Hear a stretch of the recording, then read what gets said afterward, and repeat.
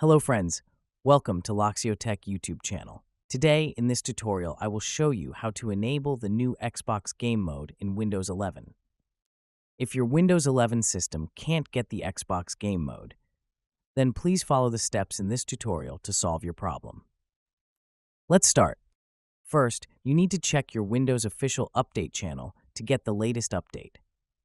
Check for the preview update code name KB50833631. If you get this update via the official update channel, then please update it and restart the system.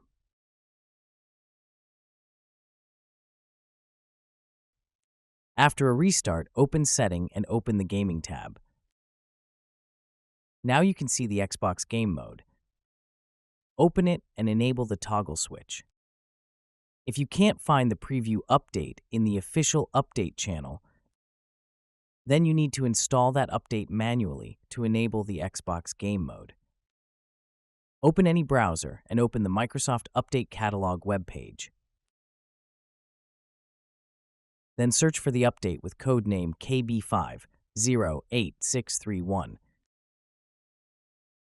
From the list, look for the x64 system update, download and install that update, and restart the system.